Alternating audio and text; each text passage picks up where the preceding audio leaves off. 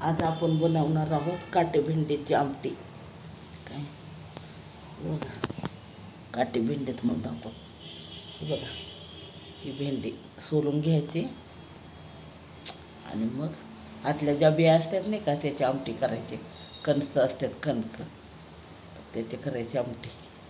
Tomato, आता छोटे छोटे टोमॅटो घालून छान लागते, पण आता ते छोटे टोमॅटो नाही तर मोठा टोमॅटो घालायचा आहे। कांदा, तर हे बघा भेंड्या सोलून घेतलेल्या आहेत। बस का एवढ्या छानपैकी सोलून घेतलेल्या आहेत। तर मस्त तेलात भाजायच्या। काय काय लोक तव्यात भाजतात, भाकरी झाली ना की तव्यात भाजून मग त्याची आमटी करतात। आणि हे काय चिकट होत नाही आहे। तुम्हाला असं वाटेल की हे चिकट होत असणार, पण हे चिकट नाही होत। तुम्हाला दाखवते मी। जिरं मोहरी टाकून घेतली, कांदा टाकून घेतला। आता कांदा थोडा शिजला की मग टोमॅटो टाकायचा। चवीसाठी लसूण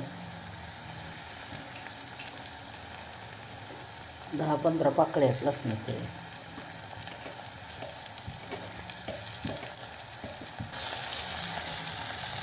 तर भाजीमध्येच मीठ टाकून घेणार आहे।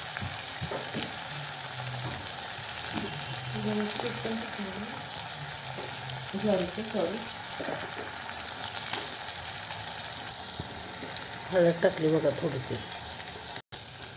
आता तेलामध्ये ह्या भेंड्या चांगल्या भाजून घ्यायच्या आणि थोडं भाजून झाले की थोडंसं ज्वारीचं पीठ घालायचं, म्हणजे घट्ट होण्यासाठी।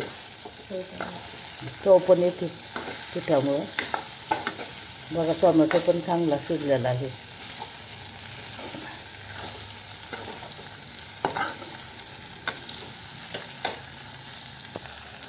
ज्वारीचं पीठ नसलं तर बेसन पीठ घातलं तरी पण चालतं।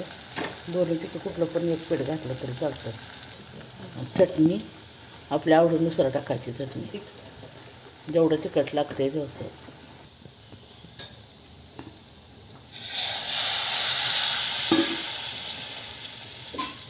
चांगलं शिजून द्यायचं। कोथिंबीर घातली थोडी, भरपूर सारी कोथिंबीर। आता हे चांगलं शिजून द्यायचं बघा, आणि शिजलं की चांगलं खायचं।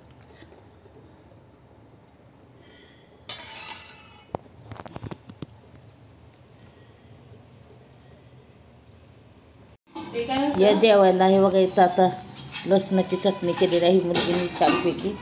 भेंडीची आमटी, चपाती या जेवायला। तोंडाला चव आणणारी लसणाची चटणी आहे बरं का, मस्तपैकी। भेंडीची आमटी एकच नंबर झालेली आहे, चवीला तर लई भारी झाली।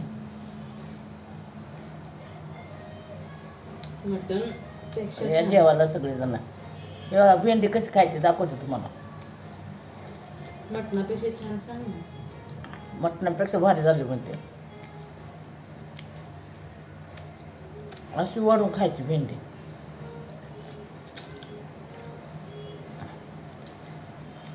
फक्त बी वडायचं।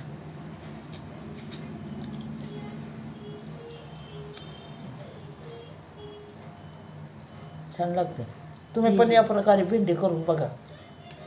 आणि आमटी अशी चिकट होत नाही, काय नाही। भाजल्यामुळे चिकट होत नाही, काय नाही।